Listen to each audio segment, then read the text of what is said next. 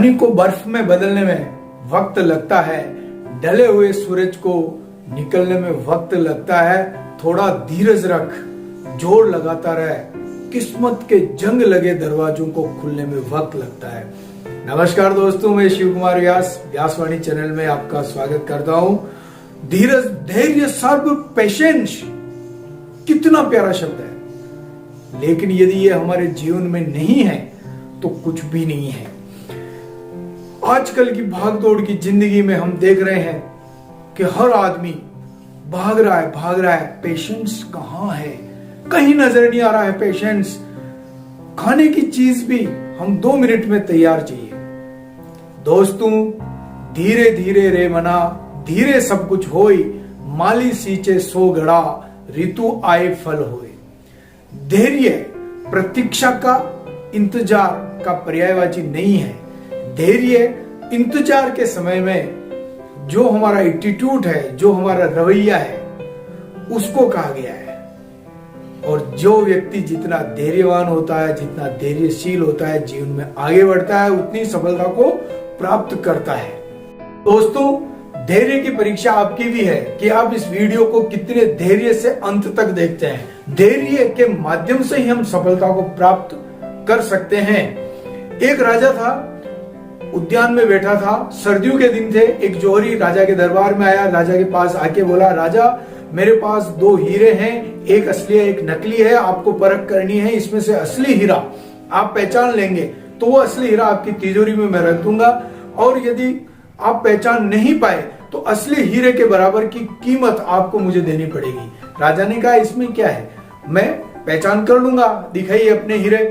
जौहरी ने अपना झोला खोला, उसमें से 2 हीरे निकाले, राजा के हाथ में रखे।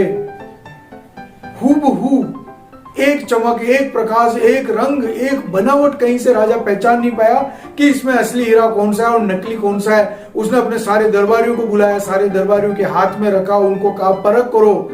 सारे दरबारियों ने, दीवान ने, मंत्री ने परख किया, लेकिन उस में से पहचान नहीं पाए कि असली हीरा कौन सा और नकली हीरा कौन। लेकिन मेरी मर्यादा, मेरी इज्जत खत्म हो जाएगी कि असली और हीरे की परख राजा के दरबार में कोई नहीं कर पाया। इस राज्य में कोई ऐसा व्यक्ति नहीं है जो असली और नकली हीरे की परख कर पाए।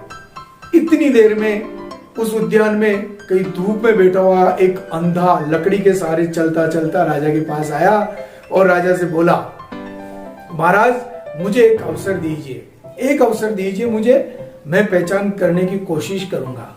राजा ने सोचा चलो ठीक है, लेकिन सारे दरबारी, मंत्री, दीवान हंसने लग गए कि हमारी आंखें इतनी तेज है, हम देख सकते हैं, प्रकाश को महसूस कर सकते हैं, लेकिन असली और नकली हीरे में अंतर नहीं पहचान पाया। और ये अंधा किस प्रकार इन हीरे में से असली और नकली को पहचान पाएगा? राजा ने कहा, कोई बात नहीं, हमारे पास कोई भी और चारा नहीं है। उसने उस अंधे व्यक्ति को एक मौका, एक अवसर दिया।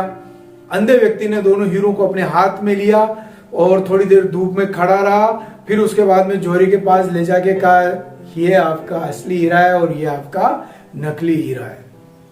जौहरी उस अंधे व्यक्ति के पैर में गिर गया कि मैं इतने सारे राज्य में जाके आया हूं और ये शर्त सभी राजाओं से लगाई, लेकिन कोई इस मामले में मेरे से नहीं जीत पाया, लेकिन तुमने आज असली हीरे की परख करके और मुझे पराजित कर दिया है, और ये असली हीरा मैं राजा को सौंपना चाहता हूँ।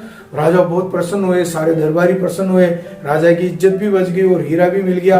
पर ये तो बताइए कि आप अंधे हो, आंखें नहीं है, रोशनी नहीं है, लेकिन आपने पहचान कैसे की?